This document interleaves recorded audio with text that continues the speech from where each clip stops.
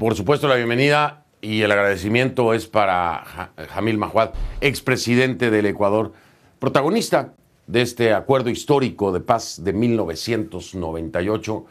Expresidente Mahuad, gracias por estar aquí. De verdad, un placer recibirlo de nueva cuenta en Conclusiones. Bienvenido. Gracias a usted, Fernando. Es un tema realmente importante para toda América Latina y qué bueno que lo empecemos tratando con este ambiente de tranquilidad y de serenidad y de lógica que tanta falta hace. Usted lo acaba de subrayar, expresidente, lógica, ¿no? Lógica es lo que hace falta. Primero yo quisiera conocer su postura, pues como expresidente ecuatoriano, sobre la decisión que toma el gobierno del presidente Noboa de tomar por asalto la embajada mexicana. Todo por el tema de Jorge Glass. Decía yo, expresidente, quiero ponerlo en contexto, decía yo, expresidente Mahuad, había un recurso todavía, alegaba el gobierno de Noboa la posibilidad de fuga al momento en que México le otorgaba asilo a Glass, de fuga junto con el personal diplomático, en este caso cuando se declara non grata a la embajadora mexicana. Y primero, no se había otorgado el salvoconducto, y segundo, hablaba yo del control de puertos de entradas y salidas, en un control que podía ser mucho más quirúrgico porque se podía dar seguimiento a la comitiva diplomática que saliera de la embajada mexicana hacia el aeropuerto, quiénes eran, la presentación de documentos, de salida, etcétera, haciendo pues prácticamente imposible que existiera una fuga de Jorge Glass. Pero la excusa en parte para el asalto a la embajada es esta, que se le da el asilo y la posibilidad de fuga. Yo le pregunto, ¿qué piensa usted de esto, expresidente Mahuad? Y hablando de sentido común, ¿le ve sentido común a la decisión que se tomó? Ya, permítame empezar con un tono de celebración para América Latina. Muy pocas personas saben que somos el continente en el mundo que más problemas en su historia ha resuelto mediante el diálogo. Tenemos el récord mundial en resolver problemas conversando. Esa es una gran noticia. Segundo, teníamos dos problemas en América Latina que estaban en la lista de problemas, entre comillas, intratables, que la gente decía esto no se puede arreglar. El uno es el que usted ha mencionado, el conflicto entre Ecuador y Perú, y con el presidente Fujimori lo logramos arreglar. Y el otro es el conflicto entre las FARC y el gobierno de Colombia, que también con críticas, con apoyos, etcétera, logró conseguir por lo menos que ya no se mate la gente como se venía matando antes. Es otra buena noticia para América Latina. Tercero, tenemos un grupo de expresidentes llamado IDEA, Iniciativa Democrática para España y América. Y cuando esta situación escaló de manera tan rápida, a niveles tan altos, tan en realidad absurdos, pensamos que nuestra función era intervenir. Pero intervenir no para empezar a señalar con el dedo, no para tratar de buscar culpables, sino para pensar cómo salimos de la dificultad lo más pronto posible. Y entonces produjimos un documento que está firmado por 26 expresidentes de América Latina, Fernando, de 11 países, sí, en donde rechazamos la intervención por la fuerza en la Embajada de México en Quito y rechazamos las actitudes, en especial del presidente de México, reiteradas, sucesivas, que también violan una serie de convenios. Entonces, rechazamos las dos cosas y luego pedimos que inmediatamente traten de empezar a dialogar para solucionar estas cosas y pedimos que, sí, como no se puede tapar el sol con un dedo, reconozcamos que las normas actuales para el asilo político, que tienen, no sé, 50, 60 años, claro, son absolutamente insuficientes para la situación actual. Es decir, vaya, el gran problema es el narcotráfico. Oiga, le escucho. Déjeme interrumpirlo ahí. Déjeme interrumpirlo ahí, expresidente Mahuad. Digo, además de que tengo que hacer una pausa, pero ¿sabe cuál era mi planteamiento en la Junta Editorial? Les decía yo, estamos atrasados en actualización de muchas cosas, del sistema interamericano, de la misma ONU, de las figuras como el asilo. Es decir, el mundo hoy no funciona igual. Me parece que están caducas muchas de ellas y tienen que actualizarse. Se han empezado a enviciar y no a ajustar. Y yo quisiera entrar en ese punto con usted, porque el tema del asilo es el detonante, excusa y, por supuesto, las reiteradas acusaciones o ataques, si quiere decirlo así, de Andrés Manuel López Obrador. Pero el asilo aquí fue clave. Fue clave cómo se usó, cómo se interpreta, cómo está en la Convención de Viena. Y yo creo que está caduco. Y yo creo que hay que actualizar y que tenemos que ajustar el software de la democracia a la época actual. Porque si seguimos usando el software pasado, no se puede ajustar. Quiero escucharlo, a ver si coincidimos. Por lo que escucho, creo que sí. Voy a seguir esta entrevista. Es maravilloso escuchar a alguien que logró lo que logró, ¿no? Un ejemplo mundial de acuerdo de paz entre Perú y el Ecuador y Perú en 1998. El expresidente Jamil Mahuad me acompaña, ya vengo. Continuamos esta entrevista con el expresidente del Ecuador, Jamil Mahuad, protagonista del acuerdo de paz de 1998 entre Perú y el Ecuador y Perú. Y lo escuché usted, expresidente Mahuad. Y yo coincido, creo, fervientemente, que nuestros sistemas, muchos de ellos están caducos en su definición, en su aplicación, en su marco legal, el propio sistema interamericano. Y la figura del asilo, hoy nadie puede negar que en muchas ocasiones es utilizado por un tema de ideología política, punto, y se acabó, no por un principio de protección. Se usa entonces ya también como una excusa para proteger a aquellos alineados a cierta ideología. ¿Cree usted que se debería de actualizar? ¿Cree usted que se debería de reenmarcar, de redefinir, de actualizar eso que está escrito en la Convención a los tiempos modernos? Sin duda, Fernando. Y yo mencionaba la situación del grupo de presidentes de IDEA, pero fíjese usted lo que pasó en la OEA. Ocurre algo muy parecido a lo de los presidentes de IDEA, porque la resolución condena la intervención en una embajada extranjera, cosa que prácticamente todo el mundo la acepta. Creo que el propio gobierno ecuatoriano dice: me vi forzado a hacerlo porque estaba en juego algo mucho más importante. Pero además, en los considerandos de la decisión de la OEA, ¿qué dice? Dice que no se debe usar una oficina diplomática para fines distintos al propósito, como es, se lee entre paréntesis, recibir a delincuentes comunes y darles apoyo. Se dice que se tiene que respetar las leyes del país receptor, en este caso el Ecuador, y esas leyes determinan un sistema de justicia que había tomado una decisión. Se dice que no hay que inmiscuirse en los asuntos de otro país. Y eso es lo que permanentemente ha hecho el presidente López Obrador. Y por eso tiene una embajadora en Perú declarada persona no grata, una embajadora en Bolivia declarada persona no grata, y ahora una embajadora en el Ecuador declarada persona no grata. Probablemente, por lo menos de lo que yo recuerdo, jamás un gobierno mexicano ha tenido ese tipo de reacciones en el exterior. Dice además que es obligación al menos no tantas del Estado, que es obligación del Estado receptor entregar al refugiado cuando lo pida el Estado, en este caso el Ecuador, si está acusado de delitos comunes. Todo eso dice la decisión de la OEA. Pues condena la intervención en la embajada, sí, pero dice todo esto más. Entonces, por eso me parece equilibrada. Ahora, en esas cosas hay que apoyarse para avanzar. Qué gran cosa que arranquemos con 26 presidentes de IDEA por un lado y con la OEA votando esto como las bases para salir del problema, que es lo que usted planteó al comienzo. Yo creo que empezamos muy bien por ahí.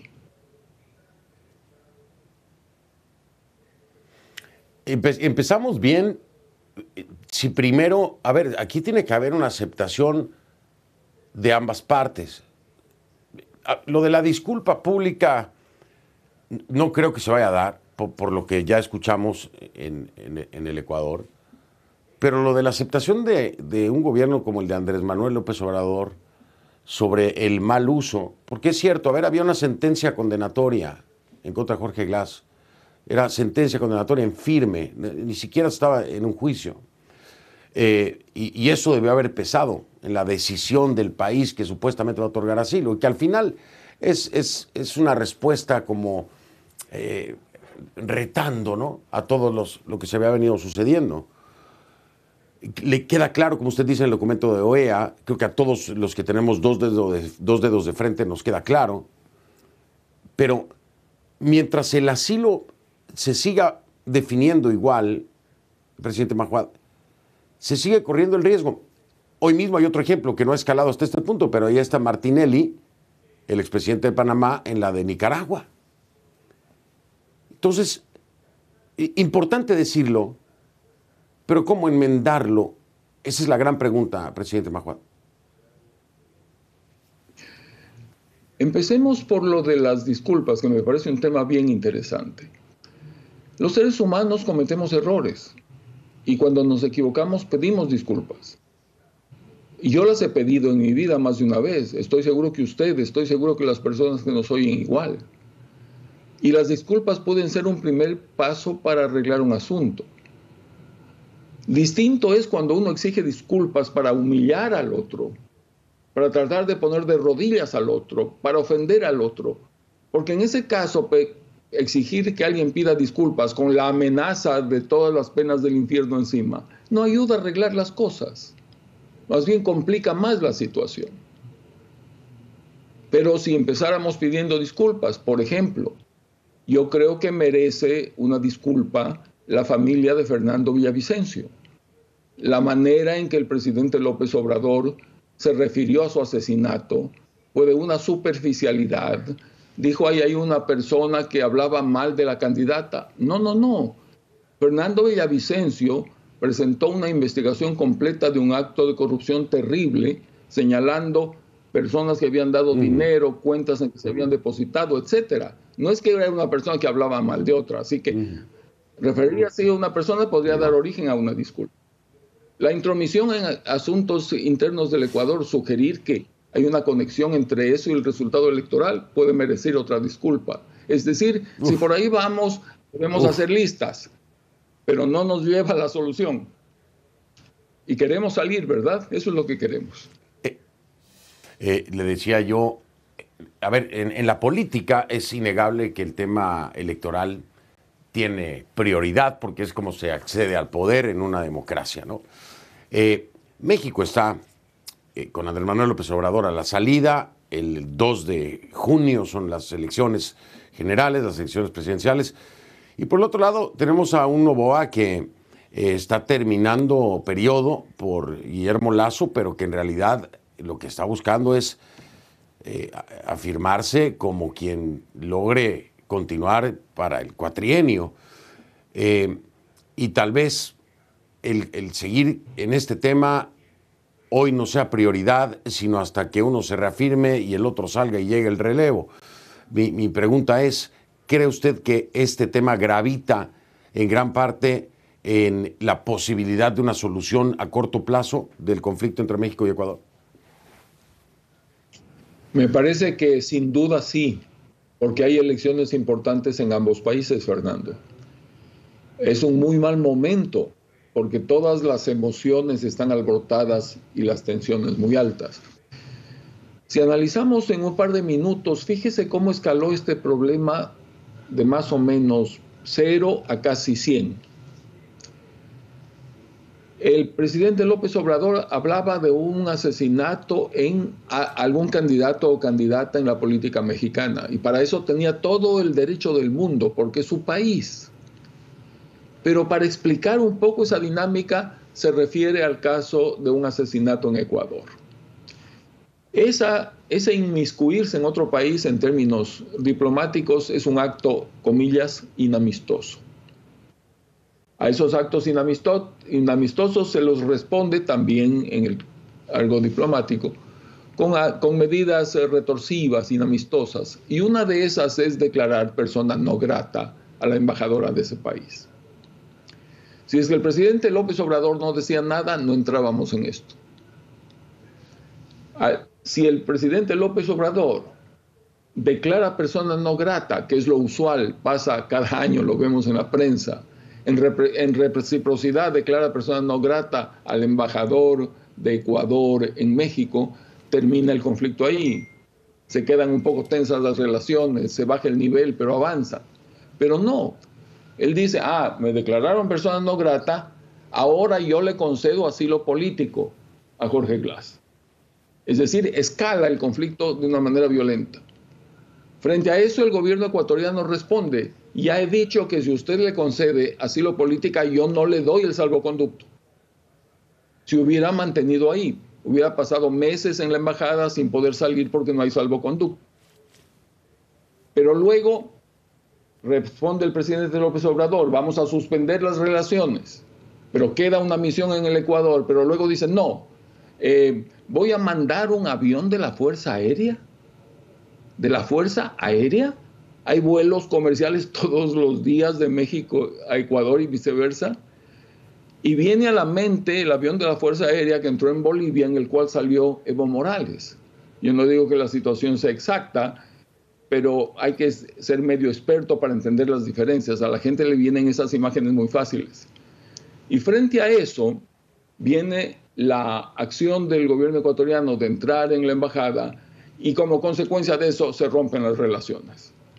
Es como un juego de ping-pong en que cada vez la apuesta era más alta. ¿Cuál podría ser la salida? Que es lo que estamos buscando, Fernando, desde sus palabras iniciales. Tenemos que reconstruir esto que se construyó. Si dos países llegan al peor de los extremos, a una guerra, ¿cómo se sale de ahí a conversaciones de paz? Lo primero es el cese del fuego. Dejen de disparar. Pero bueno, ya dejan de disparar, pero quedan donde están y pueden volver a disparar. Segunda medida, separemos a las tropas para que esta tentación de volver a matarse entre sí por lo menos baje. Se separan a las tropas, pero todavía pueden volver a juntarse para dispararse. ¿Qué se hace? Se pone un grupo de tropas de terceros países, los cascos azules, el caso de la Mometo, que fue entre Ecuador y Perú, para que si quieren venir otra vez al centro, estas tropas sean disuasivas.